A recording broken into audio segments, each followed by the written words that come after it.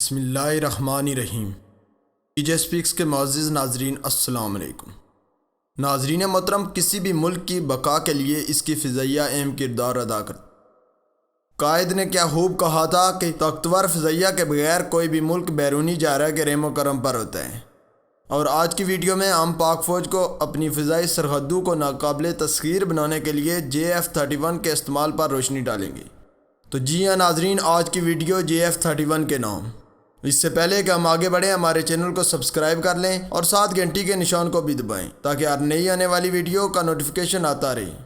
ناظرین محترم، سب سے پہلے JF-31 کے بارے میں بات کرتے چلیں کہ اس کی ضرورت پاکستان کو کیوں پیش آئی۔ مملکت خدادات اس وقت مختلف قسم کے بیرونی چیلنجز کا سامنا کر رہا ہے، جہاں ہر ملک نئے آنے والے دن نئی ٹیکنالوجی سے لیس ہتھیار اپنی فضائی بیڑے میں استعمال کر رہا ہے، وہاں پاکستان کو بھی اپنے بیرونی چیلنجز سے نمٹنے کے لیے اس نئی ٹیکنالوجی کی ضرورت ہے۔ ناظرین محترم، حال ہی میں 27 فروری 2019 کو پاکستان اور انڈیا کی فضائیہ آمنے سامنے ہوئی تھی، جس میں پاکستان کے جاں بازو نے انڈیا کے 2 طیارے مار گرائے اور ابھینندن کو چائے پلا کر بھیجا۔ یہ اسی صورت میں ممکن ہوا کہ پاکستان نے وقت کے ساتھ اپنے دفاعی نظام کو بہتر بنایا اور نئی ٹیکنالوجی کو استعمال میں لایا۔ ناظرین محترم، دنیا میں امریکہ کے پاس F-22 ریپٹر اور روس کے پاس Su-57 جیسے سٹیلتھ طیارے ہیں جو کسی بھی ملک کے ریڈار کو دھوکہ دے سکتے ہیں، جبکہ چائنا نے FC-31 جیسے طیارے بنائے ہوئے ہیں۔ تو پاکستان نے بھی سٹیلتھ ٹیکنالوجی سے لیس JF-31 طیارہ بنانا شروع کر دیا ہے، اور اس کا ثبوت ہم آپ کو دیتے ہیں کہ چائنا کے FC-31 سٹیلتھ طیاروں کی تیاری میں پاکستان کے انجینئرز کا بھی ہاتھ ہے۔ اور اس کے ساتھ 2016 میں ایئر چیف مارشل سہیل امان نے یہ کہا تھا کہ پاکستان نے 5th جنریشن فائٹر طیارے بنانے کے لیے ایک نیا پروجیکٹ عزم کے نام سے شروع کیا ہے۔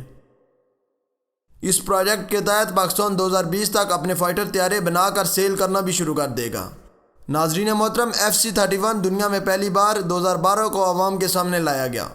اس طیارے کا رنگ کالا ہے اور یہ دنیا کا جدید ترین فائٹر طیارہ ہے، جبکہ JF-31 بھی اسی طرح کا ہی طیارہ ہوگا۔ ناظرین محترم، آپ کو بتاتے چلیں کہ غزوہ ہند کا بنیادی مرکز پاکستان ہے، اور اس چیز کی پیشن گوئی آج سے کئی سو سال پہلے حضرت نعمت اللہ شاہ ولی کر چکے ہیں۔ انہوں نے خراسان کے جنگجو اور کالے پرندوں کی بات کی اور کہا تھا کہ یہ جنگجو اور کالے پرندے غزوہ ہند میں مسلمانوں کے ہتھیار ہوں گے، جس کی وجہ سے غزوہ ہند فتح ہوگا۔ ناظرین محترم، اگر ہم اس چیز کا موازنہ کریں تو یہ صاف نظر آتا ہے کہ خراسان کے جنگجو سے مراد پاک فوج ہے جو ہر طرح کے حالات میں لڑنے کے لیے تیار ہے، اور کالے پرندوں سے مراد JF-31 سٹیلتھ طیارے ہیں جو دنیا کے کسی بھی فضائی نظام کو تباہ کر سکتا ہے۔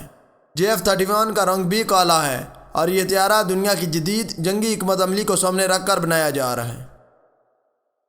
ناظرین محترم، JF-31 سٹیلتھ فائٹر جیٹ ہے جس میں سٹیلتھ مٹیریل کے بجائے سٹیلتھ کوٹنگ کی ہوئی ہے۔ یہ L ریڈار اور Q ریڈار کو غیر فعال بنا دیتا ہے، جبکہ ملٹی اسپیکٹرم سینسر میں یہ طیارہ بہت کم نظر آتا ہے، لیکن اس کی نشاندہی ہو سکتی ہے، جبکہ اس کے ایگزاسٹ کو دوبارہ ڈیزائن کیا جا رہا ہے تاکہ یہ ریڈار اور انفراریڈ سے بچ سکے۔ اس طرح یہ کمپلیٹ سٹیلتھ فائٹر جیٹ بن جائے گا۔ اس کے علاوہ دوستو، اس طیارے کی سپیڈ 2200 کلومیٹر پر آور ہے، جو انڈیا کے پاس رافیل سے بھی زیادہ ہے۔ اس کا وزن بھی دوسرے طیاروں کے مقابلے میں بہت کم ہے۔ یہ طیارہ رینج کے لحاظ سے F-22 ریپٹر کے برابر ہوگا۔ ناظرین محترم، اس طیارے میں 2 پائلٹ کے لیے کیبن کرو ہیں۔ یہ طیارہ 800 kg کا وزنی بم لے جا سکتا ہے، جو کسی بھی ایئر بیس کو تباہ کرنے کے لیے کافی ہے۔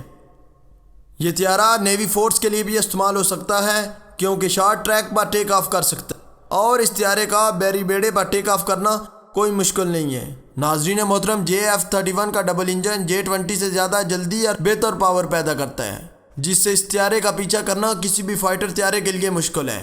ناظرین محترم، J-31 کی تیاری کے بعد پاکستان امریکہ کے F-22 ریپٹر طیاروں کے برابر طیارے بنانے والا ملک بن جائے گا۔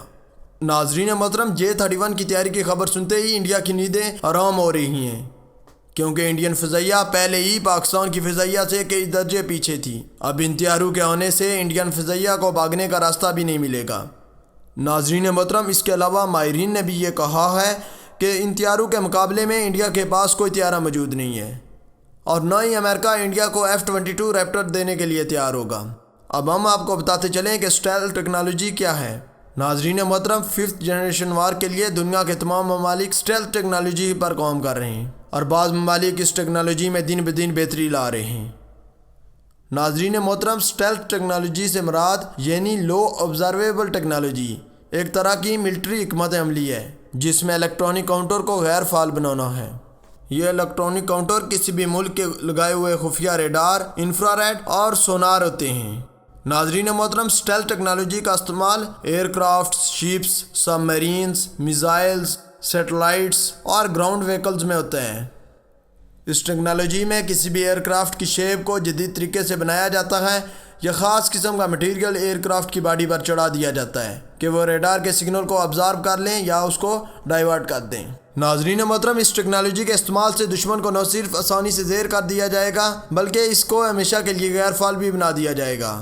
پاکستان کا روایتی حریف بھارت، جو ہر وقت پاکستان کے خلاف جنگ کی چال چل رہا ہے، اس کے لیے بھی بڑا دھچکا ہوگا۔ اس طرح پاکستان جنوبی ایشیا میں اکیلا اسٹیلتھ ٹیکنالوجی سے لیس طیارہ بنانے والا ملک بن جائے گا۔ اللہ تعالیٰ ملک پاکستان کو حفظ و امان میں رکھے، آمین۔ ہماری ویڈیو کو لائک کریں، سبسکرائب کریں اور ساتھ گھنٹی کے نشان کو بھی دبائیں تاکہ ہر نئی آنے والی ویڈیو کا نوٹیفیکیشن آپ تک پہنچتا رہے۔ اللہ حافظ۔